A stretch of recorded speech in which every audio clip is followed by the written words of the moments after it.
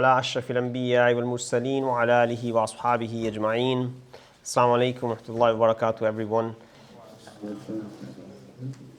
First of all, I think it is a fantastic initiative, the Muslim Literary Festival, truly amazing, and I know a lot of people have been talking about it, even though they might not have been able to attend it. Huge void that's been, in a way, attempted to be fulfilled by having this initiative and this festival, where the work of scholars as well as contemporary, classical scholars as well as contemporary scholars and academics will be debated, and that's something that's truly remarkable and something that we can all celebrate. So today's session is, as you'll know, about someone who's known as Shaykh Akbar, the great scholar of Islam, also not without, as it happens with every scholar, not without its own controversies, but that's part of being a genius, that people will at times agree with you or disagree with you. And so known as mystic, philosopher, poet and sage, Muhammad ibn Ali ibn Arabi is one of the world's greatest spiritual leaders, known as Muhyiddin, the reviver of religion, and also Shaykh al-Akbar, the greatest master. He was born in 1165 AD into Indonesian Spain, the center of an extraordinary flourishing and cross-fertilization of Jewish, Christian and Islamic thought, through which the major scientific and philosophical works of antiquity were transmitted to Northern Europe. Shaykh al-Akbar is the transmitter of what is diversely called in sacred lineages the secret, the inheritance and the sealing of the light of Prophet Muhammad ṣallallāhu ʿalayhi wasallam. Ibn al-Arabi wrote around 350 works, including the al-Hikm and also the most, well-known as the Makkīyah. These extensive writings provide a beautiful exposition of the unity of being, wahdatul wujud, the single and indivisible reality which simultaneously transcends and is manifested in all the images of the world.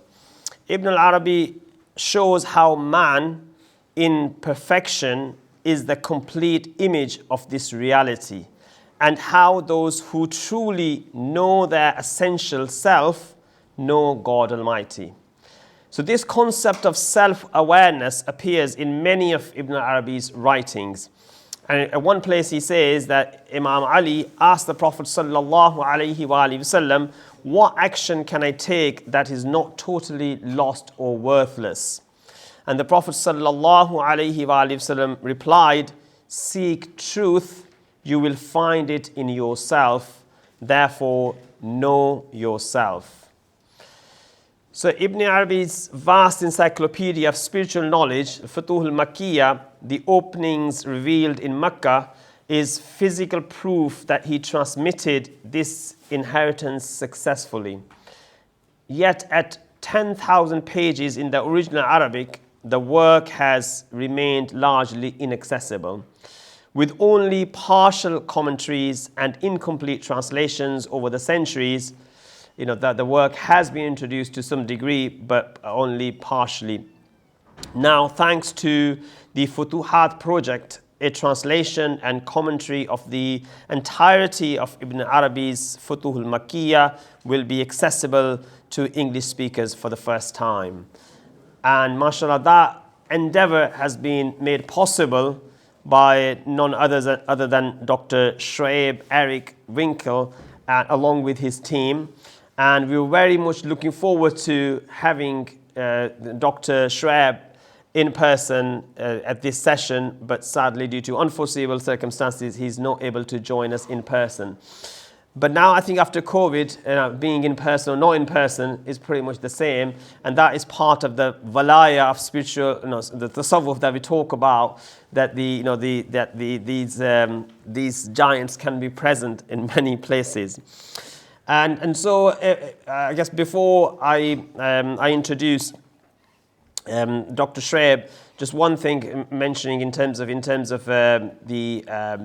fact that so many of you are present here today, makes us understand the true value of some of the initiative, some of the reasoning behind this initiative, but also the person and the being of Shaykh Ibn al-Arabi, albeit I think the Ertugrul played a huge role in introducing him to the West as well. So Dr. Shuʿayb is a community engaged scholar. He has studied Futuhat al-Makkīyah, the openings revealed in Makkah, over 3 decades. And I was reading in his biography that he, from his teenage years, from 17 years onwards, he has been fascinated by Ibn al-Arabi's work, and that obviously shows how much he has dedicated 3 decades to this work. So since 2012, he has been translating full time and dedicating his life work to the Futuhat al-Makkīyah. Previously, during his tenure as Senior Research Fellow at International Institute of Advanced Islamic Studies, Malaysia, he explored connections between Ibn al-Arabi's vision and mathematics and physics developed after the 9th century. So please, ladies and gentlemen, brothers and sisters, welcome Dr. Shuʿayb Eric Winkel, who will be sharing his presentation through Zoom as well. Assalamu alaikum, Dr. Shuʿayb. Thank you for having me here. This is wonderful. This is so exciting. It's very important. The subtle change that we have, in English Muslim writings, and that we as a community realize the value of these writings and the values of the authors and scholars around us and within us. And so that's it's very beautiful. And so it was very exciting for me to learn about the festival, and I wish it every success. Alhamdulillah. Let's start with the Fatiha. Alhamdulillah Rabbil Alameen, Ar-Rahman Ar-Rahim, Malik Yawmiddin, Iyyaka na'budu wa iyyaka nasta'in, Ihdina as-sirata al-mustaqim, Sirata alladhina an'amta alayhim, ghayril maghdubi alayhim wa lad-dallin. Ameen. Thank you for the introduction to Ibn Arabi. This is we started, also with COVID, which was quite an interesting messenger to us. During COVID, we started doing these Zoom sessions every Friday, and after about 1.5 years, I began to understand things about Ibn Arabi that had been in the back of my mind and back of my heart, thinking about what does this all mean.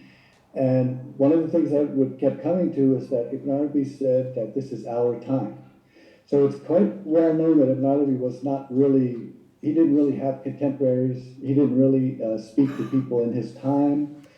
He doesn't come from somewhere. In fact, where he came from, he was given twice an encounter with Haqq, and Haqq told him, you can honor all of your teachers, but affiliate yourself with none of them, because you are affiliated only with me. So if you have taqwa of me, I will take charge of your education.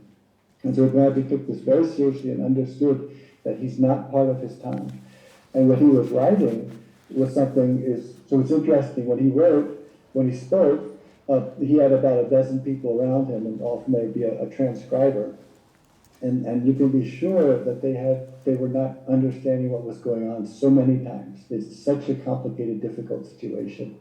For instance, he talks about certain kinds of orbits of numbers and letters, and in one of those orbits, the manuscripts write 38, another one manuscript writes another number, and you realize that the people transcribing weren't able to follow what he was saying, and so they just did their best as they went along. And that's because he's speaking for another time. And the way Ibn Arabi explains this to us, that he looks at he says when the sun is up, you can't see the planets and you can't see the stars. And so the sun, also a star, when the sun rises, the stars and the planets disappear. And then when the sun sets, which is the passing of Muhammad ﷺ, so when he passed, we entered into the dusk. And in this dusk period, we have two transmissions, the outward transmission and the inward transmission. So the inward transmission was taken by Fatima alayhi salam. And so she would be the one who would transmit to all of the tariqas and all of the spiritual paths around the world and transmit what we need to know to understand the inward part of our journey. And then the second is the outward, and that was given to Aisha alayhi salam, and then she was in charge of transmitting Sharia. And so she spent decades transmitting the Sharia. And so this is dusk. And then when the dusk goes, when the light from the last glow is gone, and this last glow is gone because the daughter is gone, the wife Aisha is gone, and the last glows are gone, we enter into a midnight. And so in midnight, so what happens to us if we're on a journey and we come to midnight? Well, during the day, it was clear where to go, what direction to take. And then even in dusk, we can still manage because there's some light still in the sky. But at midnight, we get lost because now we don't know where the light is coming from. We don't have the guidance for us anymore. So in this time, it's very natural that we'll fall back on things and make them more rigid.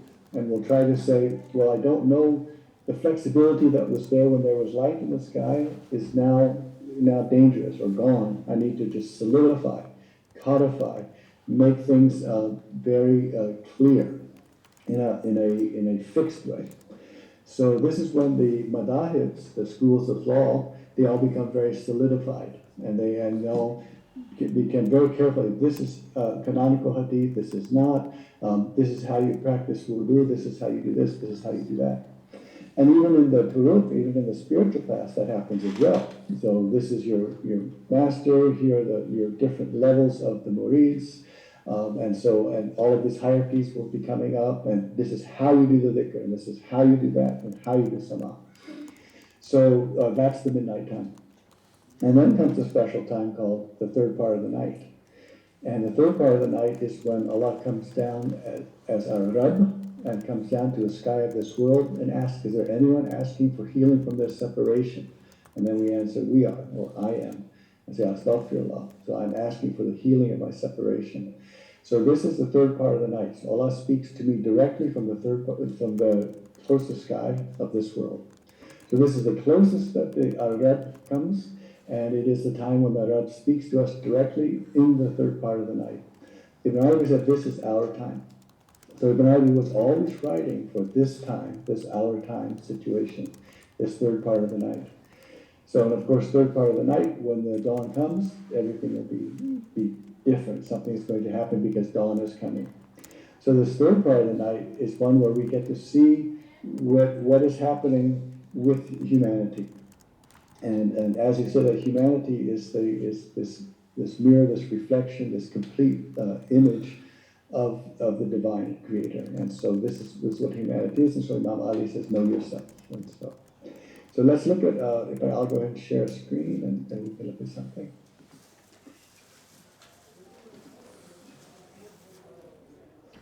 So here's, this is an idea of having a fabric on a floor or on a table. So when you have a fabric, a single fabric, a whole cloth, when you crumple it up a bit, you'll have lots of bumps and ridges. So in a sense, so this is a dimensional issue. We can talk about 2 dimensions, 3 dimensions, and more dimensions. So in 2 dimensions, if I have this crumpled up fabric, then the 2 dimensions means that there is no up and down. So even though there could be a bump in the cloth, but I go on that cloth in the surface. I stay in the surface. And so when I'm in the surface like that, I can't sit back and say, oh, look at all these bumps. I can only see that I'm inside a bump here. And then I realize that there's an interval between you and me and the other person. There's an interval. There's always an interval. But what's interesting is that cloth is the same cloth. So it's the same cloth even though there are intervals between us. Now we are in a 3-dimensional surface, and this is why in the Quran we always hear feel in the earth. So we are in the earth. We're not just upon the earth, we're in the earth. And to be in the earth means that we are in a fabric called Mother Earth. So in this fabric called Mother Earth, we are intervals and lumps and ridges. So when that earth will flatten out, and this is what happens at the end days, when the earth flattens out, it will be always completely clear that we are, that these intervals that we are still there, but that we are one fabric. So Arabi is going to look at the body and the spirit right now. So just as the image of the body of Adam is not the body of every individual of his offspring, so even though the body is Adam's body, but each of the individuals have their own bodies, even though he is the basis from whom we arose manifest and that generated us, in this way is the spirit overseeing the body of the universe in his entirety. So the body is Adam's body, and we are individuated within Adam's body, within Mother Earth. And then the spirit which oversees these bodies is a one spirit from whom that spirit, all of these spirits were individuated. It is just as you, if you were able to even out the earth, so take this rumpled cloth and spread it out, you would not see any crookedness or distortion in her, and the sun would disperse his light over her. She would be flooded in his light. The light would not be distinguishable. So when the region and the lands appear, and the shadows of these standing individuals first become apparent, the solar light is divided, and one is distinguished from another. So in this crumpled up cloth, if there's a light coming here, that light will light up a ridge and create a shadow. Ridge, shadow, ridge, shadow.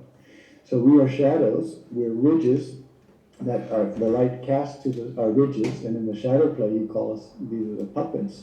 So the puppets are hit by the light and they cast a shadow. In this image of the cloth, the light comes in, hits the ridge of the fabric, and then creates the shadow, and the shadow is who we are. And so when the curtain and the Mother Earth is flattened, then we all see that we've always been in one fabric. It has been, it is, and it has only been one cloth, one perfect humanity. So people say, is humanity getting better or worse, or where are we going? And the answer is humanity is shadows cast on the curtain. And because humanity is shadows cast on the curtain, it's doing exactly what it's meant to do. It's playing the shadow play absolutely correctly. And so this tells us that improving ourselves and becoming better, that's for myself, but for the picture of the shadow play, everyone is exactly where they need to be. So now, just as the body of the world embraces and enfolds all of the individuated bodies, in the same way his spirit embraces and enfolds all the individuated spirits. And who is the one who created all of you from a single soul? So from this single soul, and for Arabi saying from this single soul, ṣallallāhu wasallam, is created all of the souls. And so all of the souls are coming from that one soul. And so because that soul is the first which embraces and enfolds all of the subsequent souls, that soul you can call humanity. So if I have an envelope that's enveloping all these elements, then the one who envelops is humanity, that envelope. And the same way, Mother Earth, we come from Earth, we go to Earth. The child in the womb is receiving cellular matter and nourishment from the mother, and the mother is receiving that from Mother Earth. So all of this is enfolded and embraced. So there is the one earth, the one cloth, and there is one soul and one humanity. So that's why Muhammad ﷺ says that on the last day, he is the master of the people. And so not of the community or of the Arabs or the Muslims or anyone like that. He's the master of the people, because he is the one who enfolds and envelops everyone, all souls. So this is started to become clear after about a year and a half of our Friday sessions, and we began to see that this is what Arabi is talking about. It's our time. So what we could do right now is open it up and because I pretty much, you give me one word and I'll be able to, I take it, inshallah, all over the place. So if you would like to go ahead and, if there are particular concerns and ideas, things that you would like to know more about, and so let me know, and let's bring that out. And about the controversy, it's always been very interesting. The why is Ibn Arabi controversial? And it's just the way that he understands the directness of, for instance, Quran, and he understands these things just very much directly. It comes to his special face, because in every human being, in every created being, there's a special face of haqq. There's a special face inside every created being. And that's the place where the Torah and the Injil and the Quran come and are revealed. So Ibn Arabi says he wants to go into that place and look at that special face and find out what is being revealed at that time. And so he says you don't go from the outside to the inside. You can't go from the verse in Arabic and then go to the commentaries and the tafsir, and then to go to the grammars and all of that, and then go into the special face. You can't go from there into the heart. And so, but you can go from the heart to all of those commentaries, to all of those tafsir. So, but to speak that way, even though when I can describe it to you and you'll understand it as a completely straightforward and clear thing, it's also it can be very disturbing for some people, because it's saying that the Quran is living, and then we say things like that Aisha said his character is the Quran. So what does it mean to say that Muhammad sallallahu alaihi wasallam, his character is the Quran? So it's very easy to say things, and even the one that you said about know yourself, all of that, someone will say, how can you look at yourself and know who God is? And yet that is a fundamental truth. That is the way to understand who Allah is the way is to understand who I am. And then Amr will not be destroyed as long as he knows his measure. So as long as I know my measure, then I know who I am. Then I can say, I am this. I'm dependent. I am low, and I am the shadow that's cast from the light that hits the puppet. So all of this, if it's spoken sort of in a way that's not clear for some people, they'll call it controversy, and they can be very upset about things. So, yeah. Jazakallah khair, Dr. Shuʿayb. That was really helpful insight into the work that you've been doing, and also insight into some of the aspects and themes that Shaykh al-Akbar Ibn Arabi has touched upon. I guess we move on to question and answer session. So if anyone has any questions, please raise your hands, and we'll see whether we take one question at a time or a couple of questions at a time. Please. I just want to say, forgive me, because I'm going to use some terms I don't really know exactly what they mean, and I suppose I'm seeking clarification. So from what I've been told, and I haven't actually read it directly, Ibn Arabi is said to be a pantheist. You can please correct me if this is wrong. This is stuff that I've heard rather than read, or sat down and discussed with a scholar. And I don't know if that's synonymous with wahdatul wujud, pantheism, and the idea that there remains no distinction between God and His creation. So that's some of the stuff that I've heard. Is that true? And if it's true, I mean, can you explain it further, please? Check I heard the question. Can I just check, Dr. Shuʿayb, you heard the question? Yeah, I understand the question. That's good. Great. Yeah, this is the pantheism, and there's also that comes up with relativism and a lot of those kinds of things. It is a very, very fundamental misunderstanding of what's happening, what Ibn Arabi is telling us. So he speaks in prose and he speaks in poetry.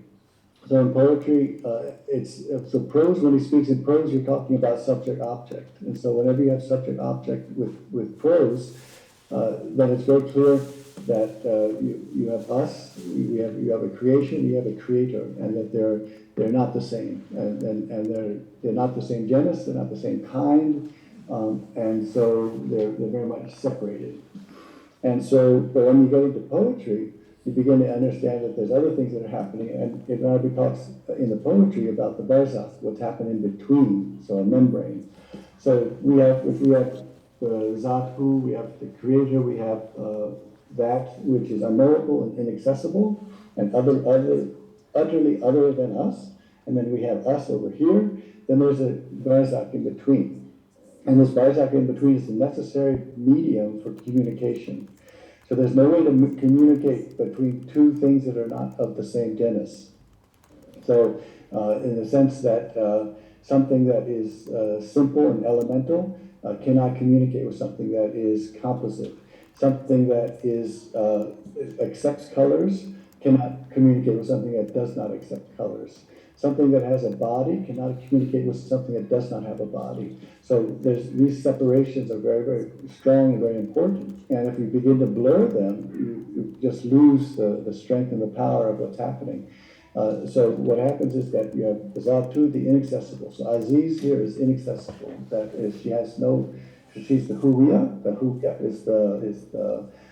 is a feminine term, and Ibn Arabi is very much helps us with gender, to understand that these languages are gendered, and so I'm gendering the English language to be able to say that too. So this she is inaccessible and unknowable, and because she's inaccessible and unknowable, we just stop right there. And the Quran says that Allah says, be cautious about speaking about myself, so we don't speak about the self. Then there is us on this side, which is who we are, our languages, our bodies, our spirits, all the things that we do. And between them is this medium, and the medium is this barzakh. And in one sense, the barzakh is the divine names. So divine names face the inaccessible, and the divine names face us. So you take the word, the seeing, the one who sees, the seeing. So seeing faces here the inaccessible, who is seeing, because that is one of the names that she gives herself, that she is the seeing, the hearing, the powering, the living, the knowing, the speaking. And so that's the divine name facing that way. And the divine names face us. And they face us by saying, we are seeing, hearing, speaking, living, powering, knowing. So we are all of those things as well. So, but obviously, that because the divine name's in the middle, one faces this way, one faces that way. So the seeing facing this way is not the same as the seeing facing this way, and it is the same seeing. Because to say that this side sees is also say that this side sees. And this side could not become unless it could hear. So how do we become? We become with kun fayakun, be and then we are. So to be is a imperative, it's a sound, and we have to hear it. So if we are told to be and then we become, then that implies many things. One, it implies that we're already alive, so we're living. Already implies that we are aware, so that we know what these words mean. It implies that we hear, and that we know that we can hear these words, be, and it is, kun fayakun, and all of those. So you could ask yourself, if I was non-existent, and if I'm non-existent and I'm taking out of non-existence into existence and told to become, then what means what happened for me to become? And then what happened is I had to be alive, knowing, powering, speaking, and hearing. Because the moment I become, I hear Alastu bi Rabbikum, when I say Qalu Bala, and I say, yes, you are my Rabb. So I also am able to speak. So how am I able to speak when I had nothing before? So the only speech I have is the speaking of the divine. And the only hearing I have is the hearing of the divine.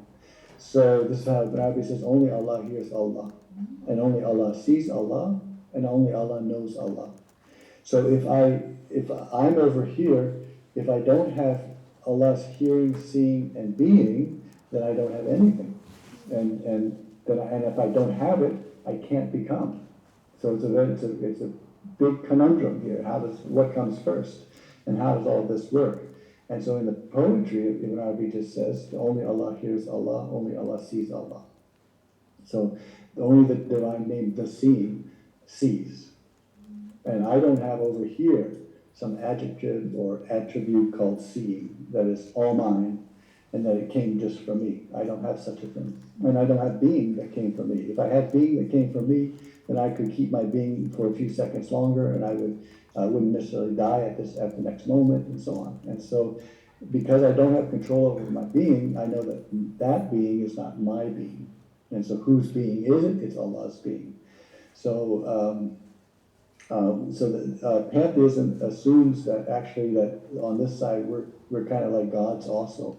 And that's a big problem. And so what we are is actually nothing, and the only things that we have that are positive or real or true or haqq is what is of haqq.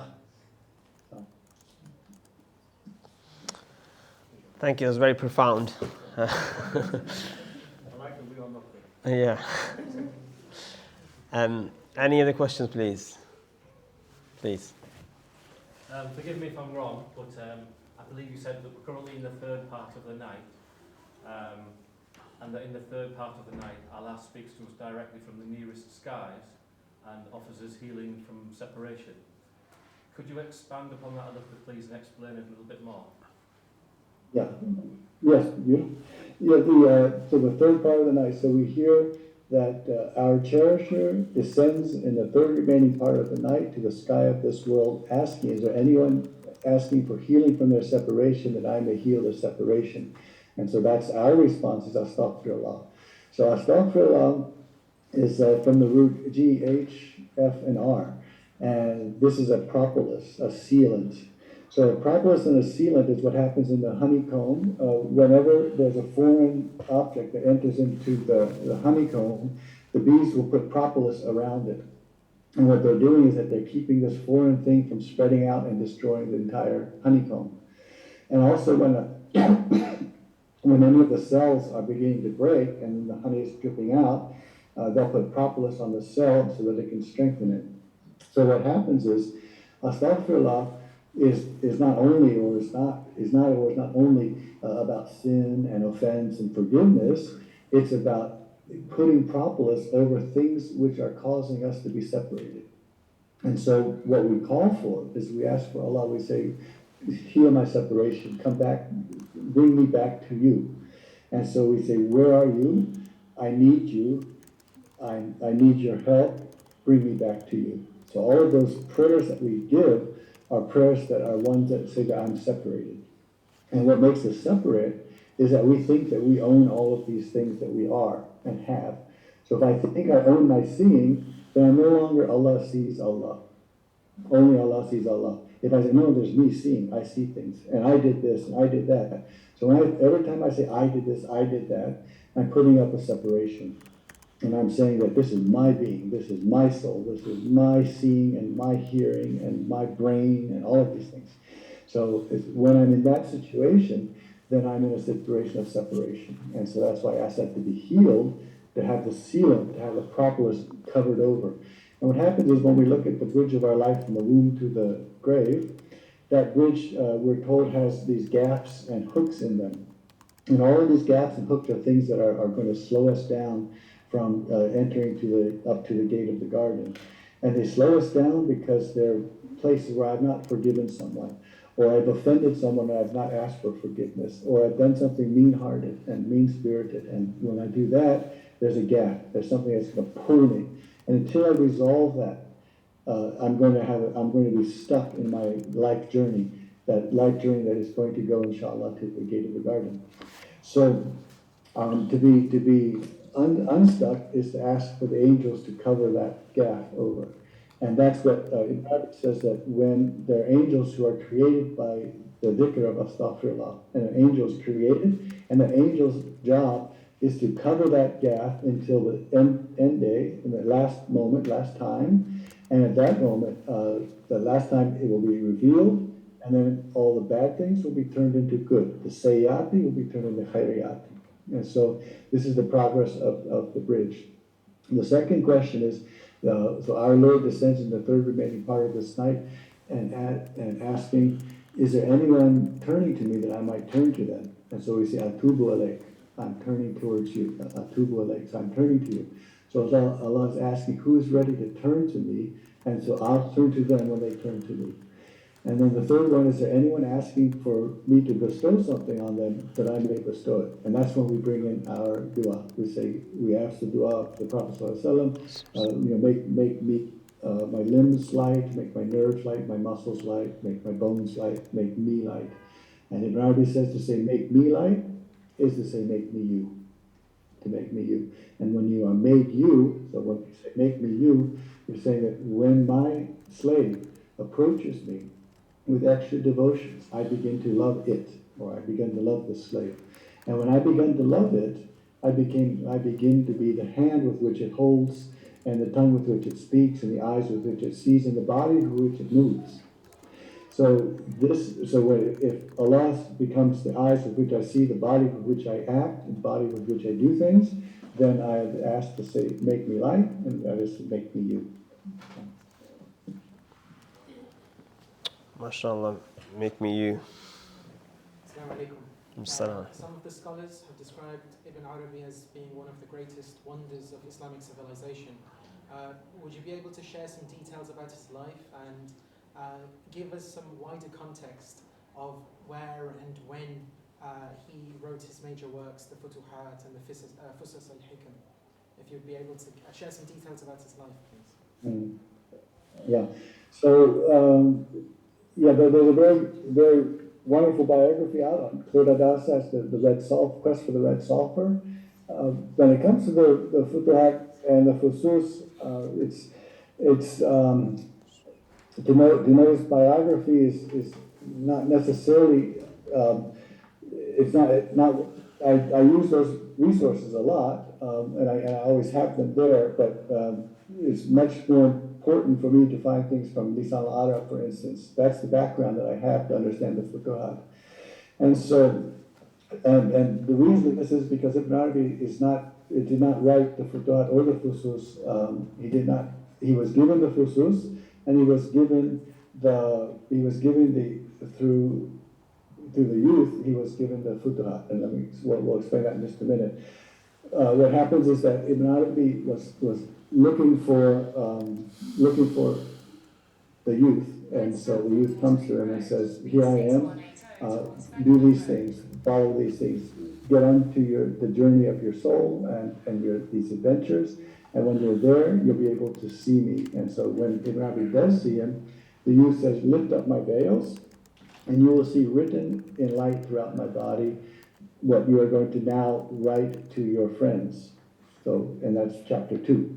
You'll now find out, and so chapter 2 begins the Futuhat. And so this is something that was written in the body of the youth, and it was written in light. So writing in light is photograph. The graph is writing, and photo and phos is light. So photographed in the youth was the Futuhat. And then the Fusus was then given to him. So in neither one of these did he bring his intellect to bear. And so Ibn Arabi does not use the intellect. He does not speak from his experiences either. So in one place he says, now this is something that I don't know myself, but I'm told to tell you, and this is how things are. He says, it's not necessary for me to know everything that I'm telling you. And so now that's a hint. It's not necessary for me to know everything that I'm telling you, because it's not necessarily something I even understand. And this is the way it is for the translation. There have been many times when I have translated something, and I usually do hundreds of drafts. I go over something hundreds of times, and files, and save files, and open them, and edit them, and go back again all the time. So many, many, many times. And yet, there'll be a time when someone said, well, what about the situation, the taslim, giving the taslim? So I said, well, I don't know about that, and so isn't it just this and that?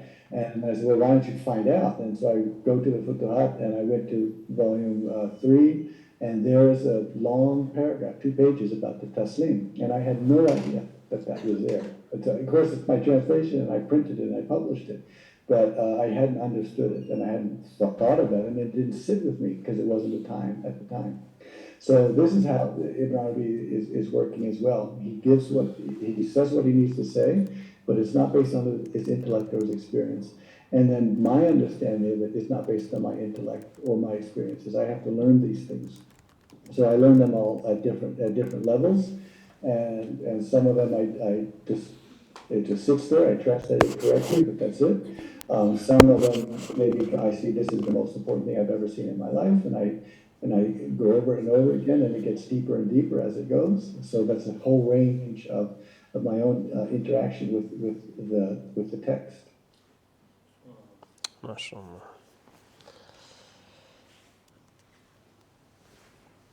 Again, more. Just off the back of that answer you gave, would you be able to share with us what's the most profound thing that you've found from the writings of Shaykh al-Akbar? So the most what was the most profound thing for you? Yes. Okay, yeah, so that has to do, then it would have to do with what is most touching to me, what I have searched for the most in my life over every day for many years, and so all of that will be the most profound thing for me. For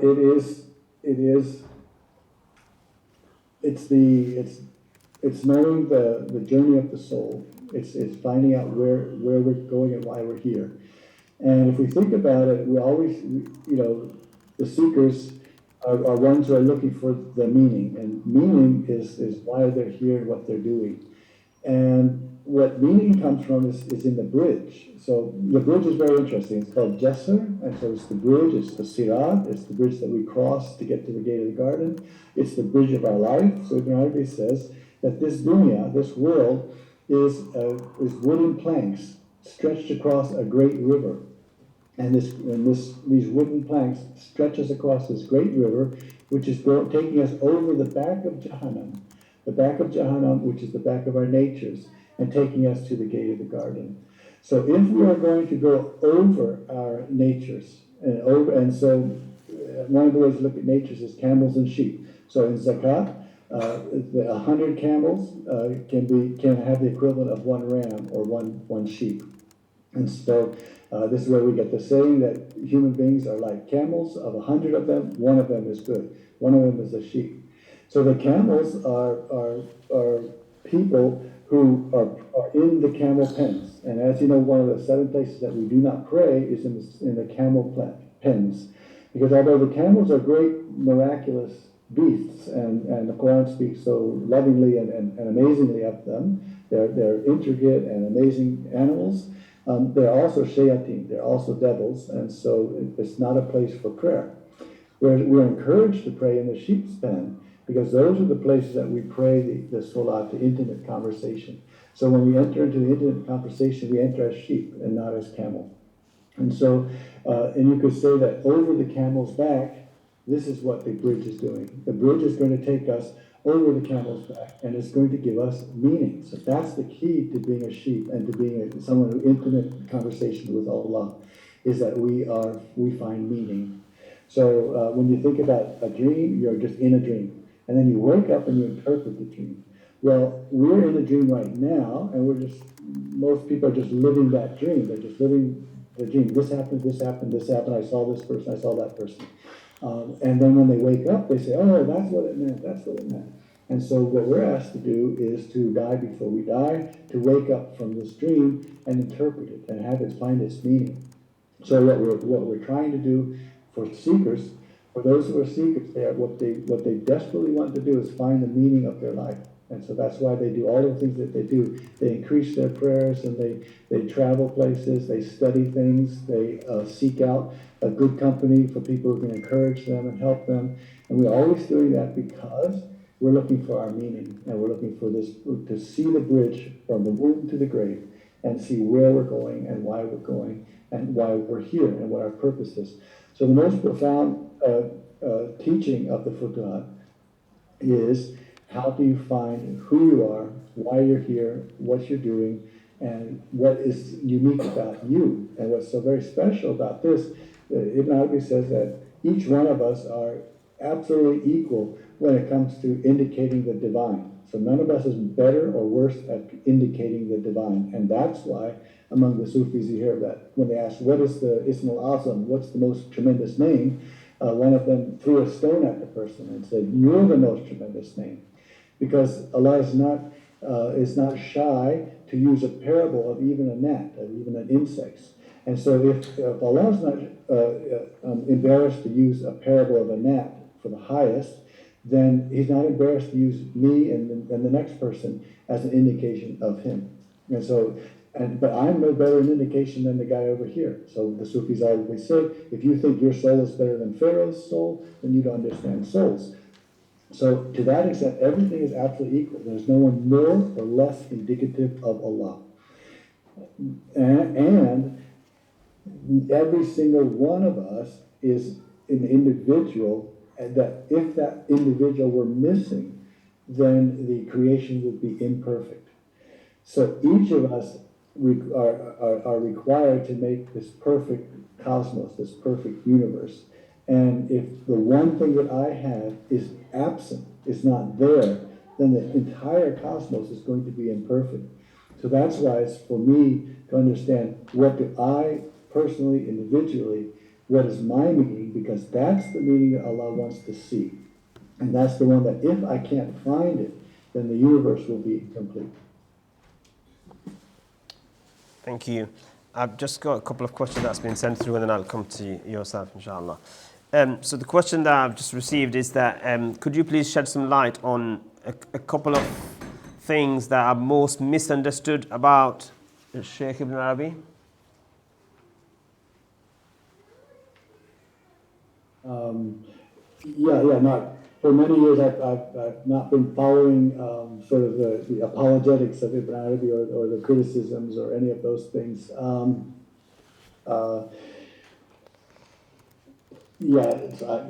not sure about all of that.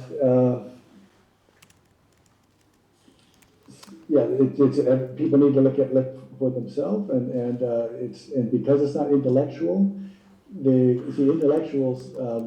They're saying this is what he's saying, and I always thought that was the kind of a poor way of doing things. Because in the beginning, I was told I needed to contextualize things, and I needed to set things up and explain things in context and all of that. And at some point, I dropped all of that. So I'm just going to say what Ibn Arabi says. What's for me to say? Well, Ibn Arabi is trying to say this. You see these two spouses arguing. One says, well, what he's trying to say is this. Well, I don't want to be in that relationship with Ibn Arabi, so I'm just going to say what he says. And that comes out now in this translation, the openings revealed in Makkah. And it's right now it's just moving very beautifully, very quickly. It's coming out. It's very, very exciting. We're seeing that getting out volumes and books that can be accessible throughout the world, easy to read, easy to find, and this is what I'm very excited about doing right now. Actually, I can show you a little bit of that. Let me go ahead and show you a little bit about these new editions. Let's see. Yeah, please. Yeah. Here we go. Okay. So this is chapter 8. So chapter 8 is the vast earth, and so it's very, very exciting place. It's taken me years to understand, and I understand only some things. I can now understand why the second. Okay, so first the Adam and Eve are created. So Adam and Eve are a lump of clay, and from that lump of clay there's a little bit left over. And from that little bit left over, the date palm is made. And then from the date palm, there's a little bit left over, and the vast earth is made. And this is what's absolutely incredible. How can you go from humanity to a date palm to this vast earth? So the vast earth, where is the vast earth, and how is it, and who is it? So the vast earth is that the solar system, the system of the sun. The earth to the solar system is like a ring, a tiny ring, tossed in the middle of an empty desert. So you imagine this huge empty desert. The empty corridor or something, a huge desert. A little ring is tossed in there. Where is that little ring in this huge, huge desert? And so that's the Earth to the solar system. And in the solar system to the galaxies, the solar system is a little ring tossed in the Earth, tossed in the empty desert of the galaxies. And then the galaxies are a ring tossed in this realm called the footstool, the kursi. And the kursi is a ring tossed in this vast empty desert called the throne, the arsh. And then Ibn Arabi says, and the arsh is a ring tossed in the vast empty desert of the vast earth. So how all of these things go together is absolutely fascinating. I've been sitting with it for years, and whenever it comes, whenever something comes by grace, it's a beautiful, beautiful thing. So let me. So this is how. Okay, so we have the red ink. So in the old days, many of the Arabic manuscripts have color and often have red. So I always insisted from the beginning that we're going to have red and red ink, and that's an important thing. And modern printing doesn't like to do that, but it's too bad. We're going to have the red. We use side notes instead of footnotes because side notes, and they're also a little bit more faint so that they don't obtrude and they don't scream at you, but they're there for seeing it. This is the ship of sand, which is this ship of sand becomes this beginning for us of I started with this Oseberg ship, kind of looking at this is the time my father passed in after this, and he's Estonian, and he was sort of helping me find out my heritage and things like that. And so I wanted to do something with that, and I looked at the ship there. And then, let's see if I can show you this next one. And then in a very beautiful fortune, we had the person who helped out with the AIG, also a calligrapher, and she was writing some of these Arabic for the Futuhat, al-Futūḥāt, what it would look like, and can we make a logo sort of thing. And she gave it to her teacher, and he sent back in 5 minutes. He sent back. I'll see if I can show you what he sent back in 5 minutes. There we go. That's what he sent back in 5 minutes, right there. He says, okay, that's what we want. So it has the twin hulls on the back, and then it has the Futuhat. It's there. But then there's always design, and so I originally had this much smaller. And then she said, no, you've got to open up the ship so that the name and everything can fall into the ship like that. So there's always something like that. Someone has this eye, is so important. And this world is a bridge of planks over a great river. And you are traversing, then departing. So here's the situation where the two girls, they're like sisters helping each other through the world. And this is the planks across the bridge. And there's their father, and the father's about to pass away. He's about to leave the end of his bridge. And when he passes it away, he'll go, inshallah, to the gate of the garden. And he's gone the way for them, so he's paved the way for them to make sure the planks are all good.